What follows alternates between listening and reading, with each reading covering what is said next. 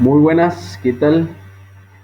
Bueno, continuamos con la cuarta clase, tercera parte, sí, porque vamos a seguir hablando sobre las fuentes del derecho laboral. En este sentido, seguimos hablando sobre la clasificación. En la clase pasada vimos a las fuentes del derecho laboral clásicas, ¿sí? De la segunda clasificación, que sería por su relación con el derecho del trabajo. Y en el presente encuentro vamos a ver las fuentes del derecho, las fuentes propias del derecho laboral, ¿sí? Con respecto a esta clasificación.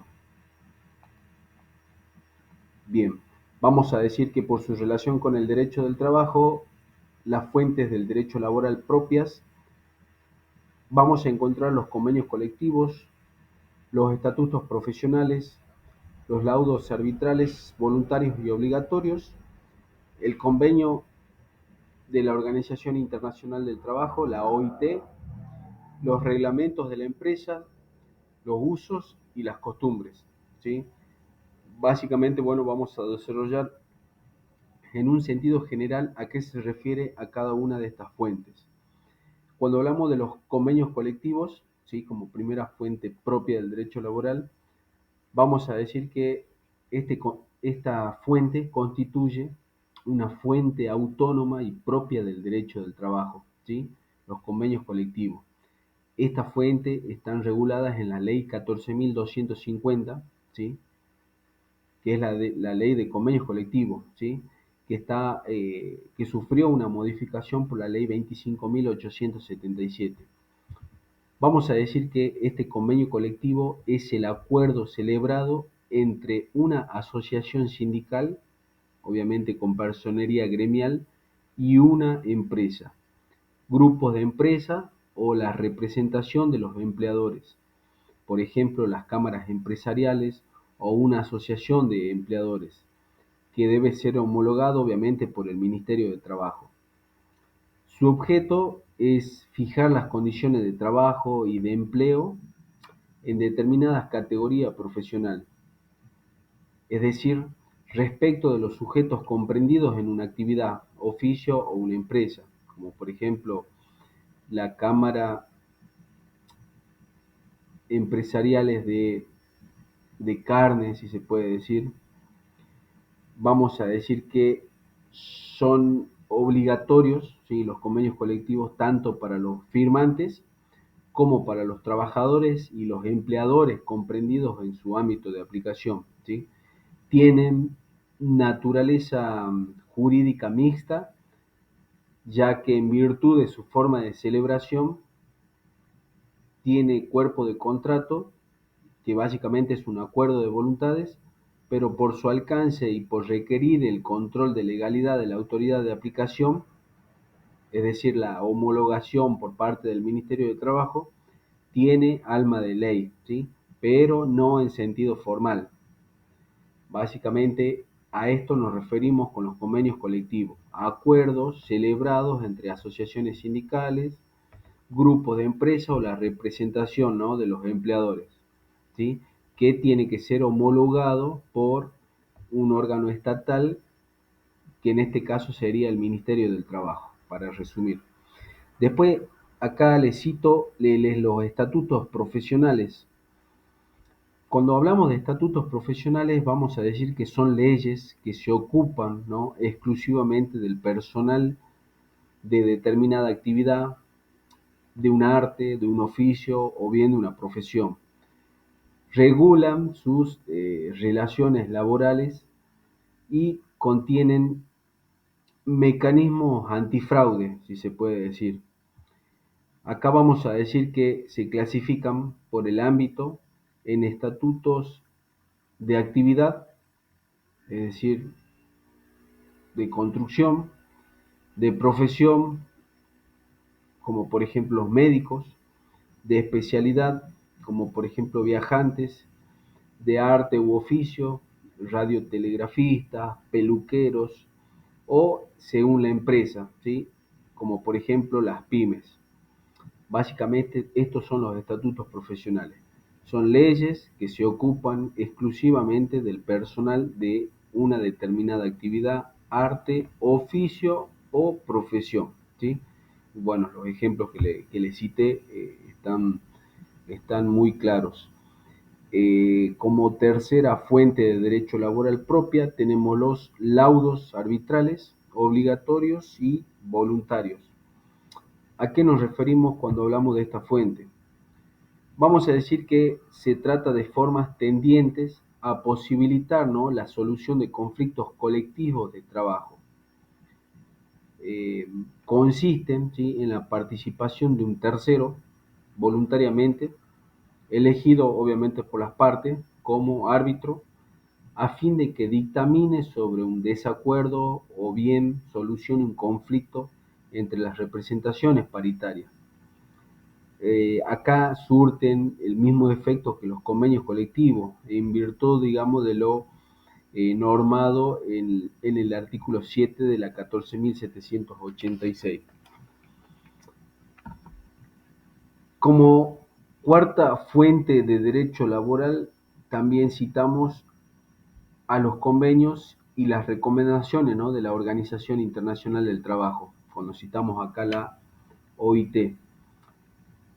La Organización Internacional del Trabajo es una entidad internacional, acá la presentamos, multisectorial, que tiene como fines esenciales promover internacionalmente la justicia social, también prestar asistencia técnica a los programas de desarrollo económico social, eh, reunir y difundir, ¿sí?, toda la información relativa a los problemas del trabajo. También va a establecer normas, ¿no?, de validez internacional y va a controlar su aplicación y eficacia en todos los países, ¿sí? Sus convenios, los convenios de la OIT y las recomendaciones son normas de validez internacional. Los convenios fijan, ¿sí?, estos convenios fijan directivas para facilitar la uniformidad de la legislación laboral de los países miembros. Desde la reforma constitucional del 94, vamos a decir que los convenios de la OIT, suscritos y ratificados, ¿no?, por nuestro país, son aplicables en nuestro derecho argentino, en el derecho interno. Entonces, las recomendaciones de la OIT mediante estos convenios establecen mecanismos, ¿no?, uniformes de validez internacional para llevar a la acción las medidas a adoptar, ¿sí?, y de orientación también a los Estados miembros para la preparación de las legislaciones laborales internas, ¿sí? Son, son recomendaciones, son claves para la formulación de normativas en nuestro derecho interno. También, como fuente de derecho laboral, mencionamos a los reglamentos de las empresas, que son también llamados acuerdos internos de empresa o reglamento de taller, ¿sí? Mediante estos reglamentos, las empresas tienen la posibilidad, digamos, de organizar mediante un ordenamiento escrito la prestación laboral y las cuestiones referidas a la conducta del personal en el trabajo, estableciendo obviamente, ¿no?, las obligaciones y las prohibiciones propias de la actividad o bien la forma habitual, ¿no?, de efectuar las tareas, ¿sí? Vamos a decir que sus disposiciones tienen validez y deben ser acatadas por los trabajadores siempre y cuando sus cláusulas obviamente no se contrapongan con lo normado en la LCT, ¿sí?, en la 20744, ni con las disposiciones del convenio colectivo aplicable a la actividad o a la empresa, ¿sí?, ni tampoco con lo pactado, ¿no?, en el contrato individual del trabajo. O sea que acá básicamente los reglamentos eh, se tienen que alinear, ¿sí?, a los convenios, se tienen que alinear a la LCT, a la 20744, y también al contrato individual del trabajo. No pueden ir en sentido distinto, en sentido opuesto. Eh, También tenemos los usos de las empresas como fuente de derecho laboral propia, que se trata de usos frecuentes y generalizados de la empresa respecto, ¿no?, de su personal, ya sea referidos a la forma de prestar las tareas, la organización del trabajo, las conductas a asumir en determinadas ocasiones, etcétera, y tienen un alcance similar al reglamento de empresa en tanto se pruebe su existencia mediante la repetición, obviamente, de los actos y la aceptación reiterada de tales conductas.